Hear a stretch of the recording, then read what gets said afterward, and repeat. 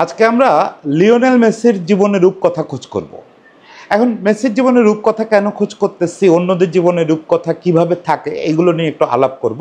মেসির জীবনে কি আদৌ রূপকথা আছে কিনা এইটা খোঁজ করব। তো এইটা বলার আগে একটা ঘোষণা দেই, সেটা হচ্ছে আর্জেন্টিনা নিয়ে যে লম্বা সময় ধরে বকবক করলাম, গত দীর্ঘদিন ধরে মাঝে একটা বিরতি দিয়ে বেশ কিছুদিন আর্জেন্টিনা নিয়েই বলতেছি। আবার বলি যে এইটা আমার কাছে মনে হচ্ছে যে এই 2022-এ আসলে একটা চক্র পূরণ হয়েছে এবং এইটা পৃথিবীর ফুটবল হিস্ট্রির একটা কেস স্টাডি হইতে পারে এই চক্র পূরণটা। তো 2022-এ তো আমি আলোচনা শুরু করিনি, আমি আলোচনা শুরু করছি আসে 2024-এ। এই সময় কোপা জিতছে, ফলে প্রাসঙ্গিকতা ছিল, তাই আসলে এই লম্বা আলোচনাটা করলাম এবং সেটার আজকে শেষ পর্ব। নিশ্চিত থাকেন আর্জেন্টিনার সাফল্য নিয়ে বা এই হিস্ট্রি নিয়ে আর কোনো পর্ব করব না। হ্যাঁ, এরপরে রেগুলার যেহেতু স্পোর্টস নিয়ে কথা বলবো, কখনো ব্যালন ডিওরের প্রসঙ্গে আর্জেন্টিনার কারো নাম আসবে, আবার অন্য কোনো প্রসঙ্গে আর্জেন্টিনার কারো নাম আসবে, কেউ রিটায়ার করলে কথা বলবো, কিন্তু এই আর্জেন্টিনা নিয়ে ধারাবাহিক যে কাজটা করলাম এই কাজটা আজকে শেষ। তো আমরা যেটা খোঁজ করতেছিলাম সেটা বলি যে কেন খোঁজ করি, রূপকথা কেন খোঁজ করি। এখানে আমি আমার একটা ছোট বা দেই গল্প বলি। সেটা হচ্ছে যে সাংবাদিক হিসাবে আমাকে আসলে সারা জীবন ফিচার স্টোরি করতে হয়েছে। আমি যত না রিপোর্টিং করছি তার প্রায় 100 গুণ বেশি ফিচার স্টোরি করছি। দেশি ফিচার স্টোরি করছি, খেলোয়াড়দের সঙ্গে বসে গল্প শুনে শুনে স্টোরি করছি। বিদেশি ফিচার স্টোরি করছি, বিশেষত প্লেয়ার্স ট্রিবিউন। আপনারা যারা এইসব গল্প পড়তে পছন্দ করেন তাদের জন্য আমার সুপারিশ থাকলো প্লেয়ার্স ট্রিবিউনটা পড়বেন। এখানে খেলোয়াড়দের অসাধারণ সব গল্প, তাদের নিজেদের লেখা, এই গল্পগুলো দেখতে পাবেন। এত সুন্দর গল্প আর কোথাও পাবেন না খেলোয়াড়দের সম্পর্কে। এছাড়াও অন্যান্য জায়গায় খেলোয়াড়দের সম্পর্কে যেসব গল্প পাই সেগুলো নিয়ে বাংলায় লেখালেখি করছি। তো যখনই আমার ফিচার লেখার মানে এই গল্প লেখার ব্যাপার আসতো, আমি ক্যারেক্টার হিসেবে দুজনকে সবসময় অ্যাভয়েড করে চলতাম, সচিন টেন্ডুলকার আর লিওনেল মেসি। কারণ এই দুটো মানুষের জীবনে রূপকথা নেই, এই দুটো মানুষের জীবনে নাটক নেই। মানে এটা হচ্ছে দৃশ্যত আমার তাই ধারণা ছিল যে ধরেন, মানে যদি ফুটবল থেকে উদাহরণ দেয়, পেলের জীবনটা তো একটা রূপকথা। একটা বস্তিতে না খেতে পাওয়া একটা মানুষ একটা ছেঁড়া ভোড়া বল দিয়ে লাথোলাথি করতে করতে সে সারা পৃথিবীর দারিদ্র্যের প্রতীক হয়ে উঠলো। দারিদ্র্যের যে ফুটবল দিয়ে বিজয়, এটা প্রতীক হয়ে উঠলো। ম্যারাডোনার কথা ধরেন, দারিদ্র্যের অংশ বাদ দেন, ম্যারাডোনার জীবনে কি না ছিল। কোকেন ছিল, কখনো সাংবাদিকদের গুলি করতেছেন, কখনো নেশা করতেছেন, একা নাপোলিরে চ্যাম্পিয়ন করতেছেন, একা আর্জেন্টিনারে চ্যাম্পিয়ন করতেছেন, কত শত রূপকথা। এদের স্তরের বাদ দেন, এদের স্তরের বাদ দিয়ে আপনি যদি দেখেন দিদিয়ের দ্রব্বা, তার একার কথায় গৃহযুদ্ধ থেমে গেছে। আবার এই যে লুকা মদ্রিচ, গৃহযুদ্ধের মধ্যে জন্ম, গৃহযুদ্ধ, চারিপাশে গুলি চলতেছে, তার মধ্যে বড় হচ্ছে, তার মধ্যে ছেলেটা ফুটবল খেলতেছে, কত রোমান্টিসিজম, তাই না? প্রত্যেকের লাইফে কত গল্প। কিন্তু আপনি লিও মেসি আর টেন্ডুলকারের জীবনে দৃশ্যত কোনো গল্প খুঁজে পাবেন না। ধরেন টেন্ডুলকারের সঙ্গে আপনি যদি ধোনি, সৌরভ এদের তুলনা করেন, এদের জীবনে যত নাটকীয়তা আছে, যত গল্প আছে, টেন্ডুলকারের জীবনে নেই। তো আজকে আমরা টেন্ডুলকারের ডিবাঙ্ক করতে বসিনি, আজকে আমরা মেসির জীবনে রূপকথা খুঁজতে আসছি। তো মেসির জীবনে রূপকথাটা কোথায়? মেসির জীবনে রূপকথাটা কোথায়? মেসি কী করে আমাদের রূপকথার নায়ক হয়ে উঠলেন? এই জিনিসটা দেখতে গিয়ে আমি দেখলাম যে বাকি সবার রূপকথা হচ্ছে প্রকৃতি তাদেরকে রূপকথার ভিতর দিয়ে জন্ম দিছে এবং তারা ওরকম হয়ে উঠছে। ম্যারাডোনা জেনেটিক্যালি একটা আতপাগল মানুষ, ফলে সে অনেক নাটকীয়তার জন্ম দিচ্ছে। পেলে স্রষ্টাই তাকে একটা বস্তিতে পাঠাইছে, ওইটার দূত হয়ে, গরিবদের দূত হয়ে তিনি সারা বিশ্ব জয় করছেন। কিন্তু মেসির জীবনটা অত রূপকথাময় না। হ্যাঁ, আপনি বলতে পারেন বার্সায় আসাতে তার যে কাহিনী, এটা নাটকীয়, যে নিউয়েল ওল্ড বয়েজে খেলতো। মেসির বাবা মা কিন্তু যেরকম বলা হয় অতটা গরিব না, মোটামুটি মধ্যবিত্ত পরিবার। বাবা খনিতে কাজ করতেন, মা পৌরসভার কাজ করতেন, আধা সচ্ছল পরিবার। অ্যাটলিস্ট পেলে বা ম্যারাডোনার মতো বস্তির না, বা রোনালদিনো তো বড় রূপকথার ক্যারেক্টার, এদের মতো বস্তির ক্যারেক্টার না মেসি। যে বাচ্চার আপনার 5-6 বছর বয়সে হরমোন ডিজিজ শনাক্তকরণের মতো চিকিৎসা করানো যায়, তার মানে ওই বাচ্চার বাবা মার মোটামুটি সামর্থ্য আছে। এবং মেসি বার্সায় না আসলে মরে যেত বা তার হরমোন গ্রোথের ট্রিটমেন্ট হতো না, এই ব্যাপারটার মধ্যে একটু ছোট মানে আছে আর কি, এটা এতটা সত্যি না। মেসিকে নিউয়েল ওল্ড বয়েজে থাকা অবস্থায় আরও কয়েকটা ক্লাব স্কাউটিং করতেছিল, মেসির বাবার সঙ্গে ব্যাপারটা পড়তেছিল না, কারণ মেসি চাচ্ছিলেন যে তারা সবাই মেসির ট্রিটমেন্টে রাজি ছিল, একটা ইংলিশ ক্লাবও ছিল, কিন্তু মেসির বাবা চাচ্ছিলেন যে মেসিদের ফুল ফ্যামিলি শহর ট্রান্সফার করতে হবে, কারণ ওইটুকু বাচ্চাকে উনি একা দেশের বাইরে ছাড়তে চাচ্ছিলেন না। এইটাতে রাজি হলো বার্সেলোনার স্কাউটরা। হ্যাঁ, ওই দৃশ্যটা খুব নাটকীয় যে বার্সেলোনার স্কাউটরা মেসি ফ্যামিলিকে নিয়ে, হোর্হে মেসি, লিওনেল মেসি এবং তার মাকে নিয়ে, তার মা হচ্ছে কুচিত্তিনি, তাকে নিয়ে বার্সেলোনা একাডেমিতে আসছেন। ওই সময় ট্রায়ালের পিরিয়ড চলে না, তারপরেও স্কাউটরা হাতে পায়ে ধরে একটা ট্রায়াল আয়োজন করছেন। কার্লেস রেক্সাস ছিলেন তখন স্পোর্টিং ডিরেক্টর, একাডেমি মূলত তার আন্ডারে। রেক্সাসরে নানাভাবে অনুরোধ করে ট্রায়ালের পাশে মাঠে এনে বসানো হয়েছে। রেক্সাস তার কারিকুরি দেখছেন, দেখে মুগ্ধ হয়ে তাৎক্ষণিক উনি ওর সঙ্গে অ্যাগ্রিমেন্ট করতে চাইছেন, কিন্তু কাগজ খুঁজে না পেয়ে পকেট থেকে টিস্যু পেপার বের করে টিস্যু পেপারে মেসিরে দিয়ে সই করাইছেন। সেই টিস্যু পেপার সম্প্রতি নিলামেও বিক্রি হয়েছে। এটুকুকে আপনি নাটকীয়তা বলতে পারেন, কিন্তু এটুকু রূপকথা না। এরপরে মেসির জীবনটা আপনি যদি সাদা চোখে দেখেন তাহলে খুব নির্জলা। মেসি যেখানে গেছেন জিততেছেন, যেখানে গেছেন জিততেছেন, যেখানে গেছেন জিততেছেন। মেসির অধরা কিচ্ছু নেই, মেসি যেদিকে পা বাড়াচ্ছেন গোল হচ্ছে, যা করতেছেন তাই হচ্ছে। মেসির সব কিছু সোনায় মোড়ানো, তার পেলের মতো সংগ্রাম করতে হচ্ছে না, ম্যারাডোনার মতো একা ফাইট করতে হচ্ছে না। তাহলে এই লোকটার জীবনে আমি রূপকথা কোথায় খুঁজে পাচ্ছি? এই লোকটার জীবনে রূপকথা হচ্ছে ভাগ্য এবং গুজবের সঙ্গে লড়াই করা। ভাগ্য এবং গুজবের সঙ্গে লড়াই করে এই লোকটা 2022 সালে সে একটা চক্র পূরণ করছে, এবং সেইখানে সে আসলে দেখায় দিচ্ছে যে সেও রূপকথার জন্ম দিতে পারে। সবার রূপকথা দারিদ্র্যের হয় না, সবার রূপকথা গৃহযুদ্ধের হয় না, কারো কারো রূপকথা ফুটবল মাঠেও রচনা করতে হয়। মেসি তার রূপকথা ফুটবল মাঠে রচনা করছে। এই জায়গাটায় আমি একটু হেল্প নেব, কিছু তথ্যের হেল্প নেব। সেই তথ্যের প্রথমে হচ্ছে যে মেসিকে আসলে কি ধরনের মিথের এগেনস্টে লড়াই করতে হচ্ছে, এটা একটু আপনাকে বলে রাখি। আমার ছোট ভাই জিসান পরে বড় সাংবাদিকও হয়েছিল, শুরুটা আমার হাত ধরেই হয়েছিল। প্রথম আলোতে সাংবাদিকতা করতো, কিন্তু দুঃখজনকভাবে আমার মতোই ও সাংবাদিকতা ছেড়ে এখন কর্পোরেট চাকরি করতেছে। অবশ্য আমাকে কথা দিচ্ছে যে সে ফুটবল নিয়ে অন্তত কয়েকটা গুরুত্বপূর্ণ বই লিখবে, যেটা আমাদের জন্য উপকার হবে। তো জিসান আমাকে কয়েকটা ইনফরমেশন দিয়ে হেল্প করছে যে মেসি আসলে তার প্লেয়িং লাইফে কি কি মিথের এগেনস্টে লড়ছেন, যেগুলো বলা হতো যে মেসি এটা পারেন না। প্রথমত, যেমন মেসি হচ্ছে বাম্পায়ার ফুটবলার, পৃথিবী জুড়ে যারা বাম্পায়ার ফুটবলার থাকে তাদের নিয়ে একটা কমন অভিযোগ হচ্ছে ও ডান পায়ে গোল করতে পারে না। তো এই যে অভিযোগটা, মেসি যে সব্যসাচী, তার দুই পা যে সমান চলে, এটা তার অভিযোগকারীরা মানতে চাইতো না। যদিও লা লিগায়, ইউসিএল এর গুরুত্বপূর্ণ সব ম্যাচে মেসি বিভিন্ন সময় ডান পায়ে ক্রাঞ্চ সব মোমেন্টের গোল করছেন, তারপরেও এটা ছিল। 2018 বিশ্বকাপে এসে মেসি একটা ডান পায়ের গোল করছিলেন নাইজেরিয়ার বিপক্ষে, আপনাদের মনে আছে নিশ্চয়ই। ওইটা ছিল, ওই গোলটা না করলে নাইজেরিয়ার বিপক্ষে আর্জেন্টিনা জিততো না, আর না জিতলে সেকেন্ড রাউন্ডেও যেতে পারতো না। 2018 বিশ্বকাপে আর্জেন্টিনা বিশ্বকাপ জেতেনি, কোয়ার্টার ফাইনাল পর্যন্ত গেছে, কিন্তু সেই যে কোয়ার্টার ফাইনাল পর্যন্ত গেছে সেটার পেছনে একটা গোলের খুব অবদান আছে নাইজেরিয়ার বিপক্ষে। সেই গোলটা কিন্তু মেসি ডান পায়ে করছিলেন। এছাড়াও ইউসিএল এর রাউন্ড অফ 16-এ সেমিফাইনালে বিভিন্ন সময় ক্রাঞ্চ মোমেন্টে মেসির ডান পায়ে গোল আছে। ফলে এই জিনিসটা অনেক আগে, এই মিথটা ডিভাস্ট হয়ে গেছে। মেসির বোধহয় 122টার উপরে ডান পায়ের গোল আছে। তো একটা লেফট ফুটেড খেলোয়াড়ের যদি আপনার প্রায় 120+ গোল ডান পায়ে থাকে, এরপরে আর এই কথা নিয়ে আলোচনা চলে না। এরপরে একটা বড় অবজেকশন ছিল, যেহেতু মেসি হাইটে ছোটোখাটো, যে মেসি হেড করতে পারে না। মেসি হেড করতে পারে কি না, এইটা আমার মনে হয় রিও ফার্দিনান্ডে আপনি জিজ্ঞেস করে দেখতে পারেন। রিও ফার্দিনান্ডে জিজ্ঞেস করার কথা বললাম, 2009 ইউসিএলে যে ম্যাচটা বার্সেলোনা জিতলো, এটা নিয়ে তো প্রচুর হইচই হলো।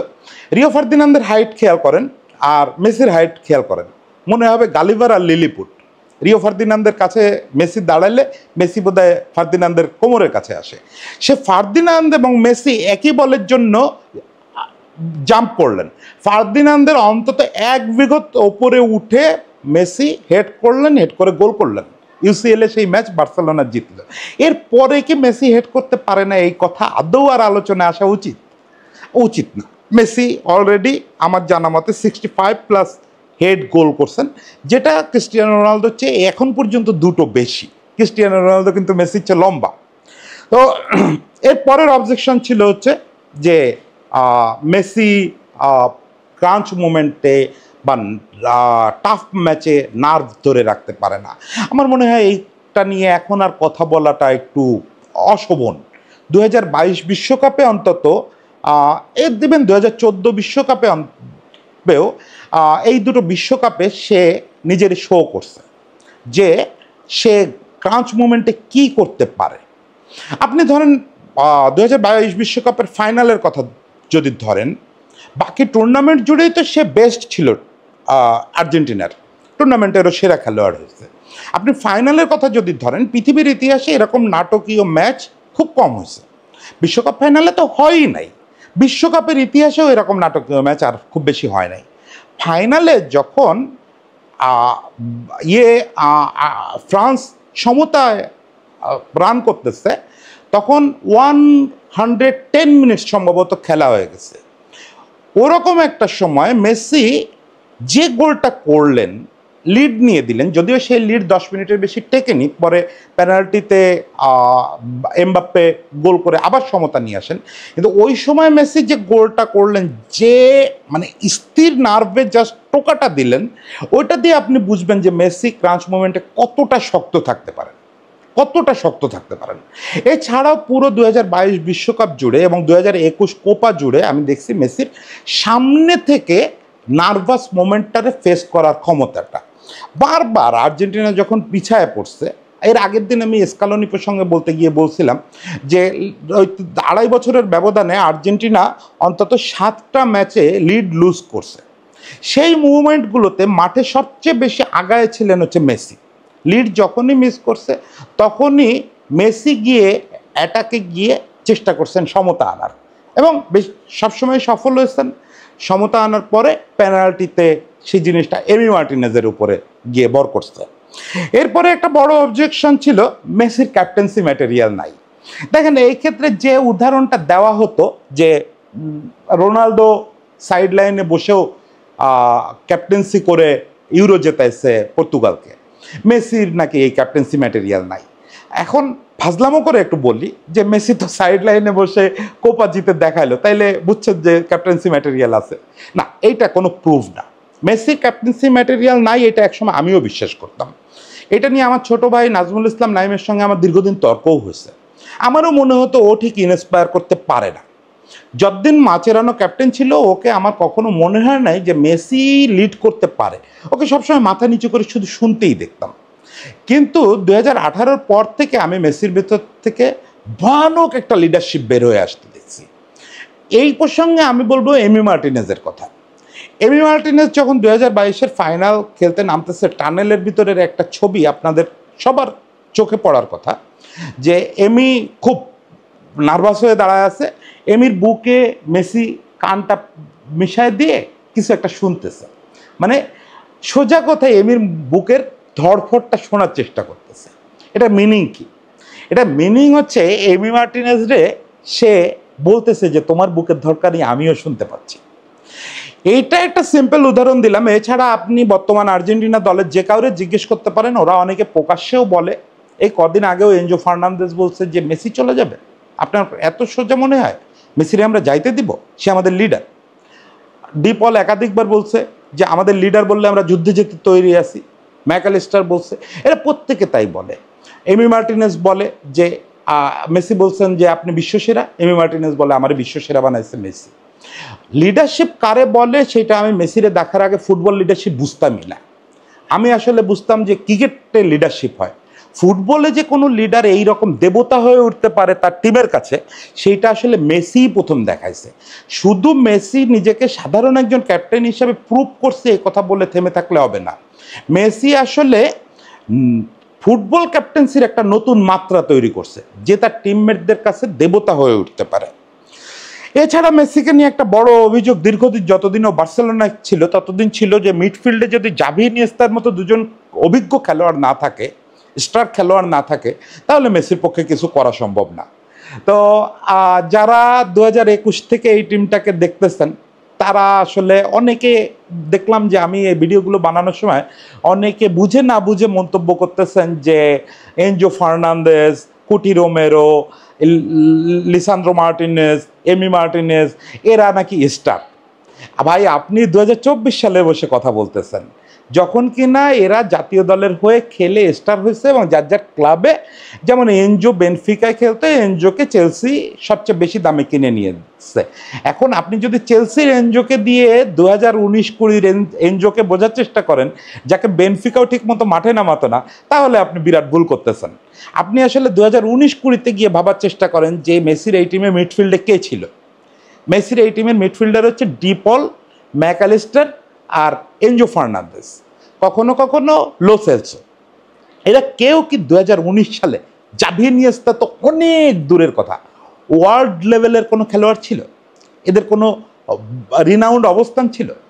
এই বাচ্চাদের নিয়ে কেউ রিফিউজড, কেউ তার দলের রেগুলার না, কেউ খুব অখ্যাত ক্লাবে খেলতেছে। এই বাচ্চাদের পেছনে রাখা মেসি বিশ্বকাপ জিতছে এবং বুঝাই দিছে যে তার জাভি ইনিয়েস্তা লাগে না, দুটো বাচ্চা হইলেই চলে যারা তার কথা শুনবে, যে বাচ্চারা তারে ঠিক মতো বল দিবে। ও এইটাও মোটামুটি প্রুভেন হয়ে গেছে। আরেকটা ব্যাপার ছিল যে আপনার নিজের পছন্দের কোচ ছাড়া মেসি দলে স্বচ্ছন্দ বোধ করে না। উদাহরণ হিসাবে টাটা মার্টিনেজের কথা সবচেয়ে বেশি আসছে, যে টাটা মার্টিনেজকে বার্সেলোনা সে নিচে পছন্দ করে। পেপ গার্দিওলা তার পছন্দের কোচ ছিল, সেই জন্য সে ওই সময় ভালো করছে। টাটা মার্টিনেজকে পরে আর্জেন্টিনায় আনছে। কিন্তু যখন বোর্ড স্কালোনির মতো একজন কোচ রে দিল, স্কালোনি মেসির কন্টেম্পোরারি খেলোয়াড়, স্কালোনি আর সে একসঙ্গে 2006 বিশ্বকাপ খেলছে। ইগোর কথা যদি বলেন তাহলে মেসির তো স্কালোনির আন্ডারে খেলারই কথা না। মেসির পছন্দের কোচ তো অনেক দূরের কথা, মেসির তো তারে কোচ হিসেবে মানারই কথা না। সেই স্কালোনির আন্ডারেই মেসি তার জীবনের সেরা খেলাটা খেললো। বোঝা গেল যে মেসি আসলে ওই যে ফেভারিট কোচ আনা বা লবিং তৈরি করা এই জাতীয় জিনিসগুলা মেসির সঙ্গে যায় না। এই গুজবগুলো খুব আজগুবি ছিল। শেষ করে দিচ্ছি, সেটা হচ্ছে যে একসময় অভিযোগ ছিল, অনেক আগে বলা হতো পেনাল্টি খুব ভালো নিতে পারে না, পরে দেখা গেল পেনাল্টি কনভার্সন রেট পৃথিবীর যে কোনো খেলোয়াড়ের চেয়ে বেশি তার। 2022 বিশ্বকাপের পরে একটা খুব বড় অভিযোগ আসলো যে পেনাল্টি ছাড়া মেসির আর্জেন্টিনা বড় ট্রফি জেতে না, কারণ আর্জেন্টিনা ওই বিশ্বকাপে 5টা না 6টা পেনাল্টি পাইছে। ফাইন, এরপর থেকে মেসি সম্ভবত ব্যাপারটা খুব গুরুত্বের সঙ্গে নিয়েছে। এরপর এসে আমরা বিশ্বকাপ কোয়ালিফায়ার ম্যাচে দেখছি 2023-এ যে মেসি পেনাল্টি নিচ্ছে না।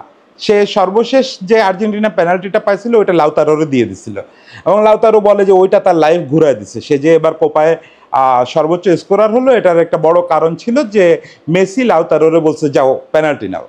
এবার কোপায় আর্জেন্টিনা একটাও পেনাল্টি পায় নাই। এবার কোপায় কিন্তু আর্জেন্টিনা পেনাল্টি ছাড়া ট্রফি জিতছে। ফলে ওই জবাবটাও অলরেডি আপনারা পেয়ে গেছেন যে পেনাল্টি ছাড়া জিতে না, এটার জবাবও অলরেডি পেয়ে গেছেন। এখন এই যে পয়েন্টগুলো বললাম, এই পয়েন্টগুলো নিয়ে আমি এত সিরিয়াস কোনো কালে ছিলাম না এবং এগুলো নিয়ে সিরিয়াস হওয়া উচিত না। এগুলো আসলে সোশ্যাল মিডিয়ার পয়েন্ট, এইগুলোকে এত ডিবাঙ্ক করার কি আছে? ফলে এইগুলো ডিবাঙ্ক করে মেসির রূপকথা চরিত্র হয়ে গেছে, এইটাও না।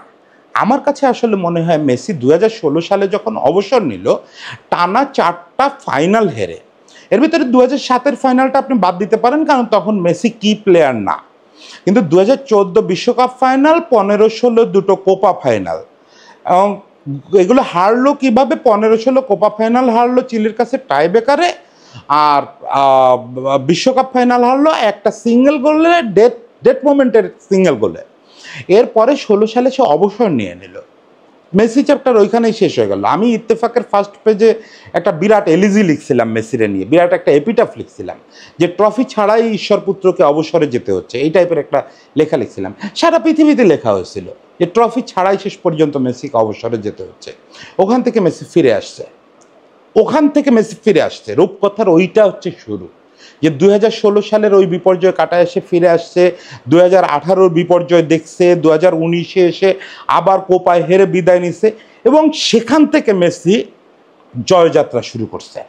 যে কথাটা বারবার বলা হতো যে ক্লাবে সে সব কিছু অর্জন করছে, 8টা ব্যালন ডিওর জিতছে, ইউসিএল জিতছে, লা লিগা জিতছে অসংখ্য পরিমাণে, একটা প্লে মেকার হয়েও সর্বোচ্চ গোল স্কোরার হয়েছে, আবার সর্বোচ্চ অ্যাসিস্টেন্ট রেকর্ড করছে, গোল্ডেন বুট, গোল্ডেন বল সব কিছু জিতছে, বারবার গোল্ডেন বুট, গোল্ডেন বল জিতছে। মানে আপনি পৃথিবীতে এরকম খেলোয়াড়ই পাবেন না যে একই সঙ্গে বেস্ট স্কোরার হচ্ছে আবার বেস্ট প্লে মেকার হচ্ছে। এই উদাহরণ আপনি পৃথিবীতে আর কোথায় পাবেন? তো এই লোকের সঙ্গে খেলোয়াড় হিসেবে তো কারো তুলনা চলে না। কিন্তু একটাই পয়েন্ট বাকি ছিল, একটাই প্রুভের পয়েন্ট বাকি ছিল যে মেসি ম্যারাডোনা না, মেসি পেলে না। কারণ কি? মেসি ন্যাশনাল টিমের হয়ে জিততে পারতেছে না। সেই জায়গাটায় শেষ পর্যন্ত রূপকথা ঘটায় ছাড়লো। কোপা জিতলো, কোপা জিতে 36 বছর পর একটা ট্রফি এনে দিল, বিশ্বকাপ জিতলো এবং ম্যান অফ দ্য টুর্নামেন্ট হলো। এর আগেও একবার ম্যান অফ দ্য টুর্নামেন্ট হয়েছে বিশ্বকাপে, সেবার ট্রফিটা না নেয়ার মতো করে ফিরে গেছিল, মানে মুখ কালো করে ট্রফির পাশ থেকে হেঁটে গেছিল। এবার হাসতে হাসতে সেই ট্রফি নিচ্ছে, আবার এসে কোপা জিতছে এবং সব কিছু ঠিক থাকলে হয়তো আরও একটা দুটো ট্রফি নিয়ে অবসরে যাবে। সেই মেসি 2016 সালে যে ট্রফিবিহীন অবসরে চলে গেছিল, সেই মেসির পুনর্জন্ম ঘটছে, রূপকথা ঘটায় ফিরে আসছে। ফিরে এসে জাতীয় দলের হয়ে অ্যাটলিস্ট 4টা ট্রফি, ওর মধ্যে একটা ফিনালিসিমা জিতছে, অ্যাটলিস্ট 4টা ট্রফি এখন পর্যন্ত পকেটে ঢুকাইছে, আরও একটা দুটা ঢুকাবে না এটা বলা যায় না। তার মানে সর্বকালে সেরা হওয়ার জন্য যা করার দরকার ছিল সেটা সে ক্লাবের হয়ে করেই ফেলছিল। তারপরেও যেটুকু কিন্তু বাকি ছিল ওই কিন্তুটারে একদম কবরে পুঁতে দিয়ে সে রূপকথার জন্ম দিচ্ছে। এইভাবে মেসি হয়ে উঠছে সর্বকালের সেরা রূপকথার নায়ক। মেসির রূপকথাটা এখানেই। আজকে এই পর্যন্তই, এবং যেটা বললাম আর্জেন্টিনা সিরিজ নিয়ে আলোচনাটাও আজকে এখানে শেষ করতেছি। নিশ্চয়ই আগামীকালকে অন্য কোনো বিষয়, চলমান কোনো বিষয় বা কোনো গল্প নিয়ে আসব, সাংবাদিকতার কোনো অভিজ্ঞতা। যেমন মানে একটা জিনিস, এটা কয়েকদিন পরে বলবো, মেসিকে আমার দেখার অভিজ্ঞতা, ওইটা একটু বলতে হবে, ওইটা একদিন বলবো। তবে এটা যাক, দিন 15 যাক, এখনই বললে বোরিং মনে হবে, বেশি বলা হয়ে যাচ্ছে। তো যাই হোক, আপাতত এখানে বিদায়। অনেক গল্প আছে, লোকাল ক্রিকেটের অনেক গল্প আছে, ইন্টারন্যাশনাল ক্রিকেটের অনেক গল্প আছে। এইসব গল্পর জন্য আমরা অপেক্ষায় থাকি। সবাইকে শুভেচ্ছা, ভালো থাকবেন।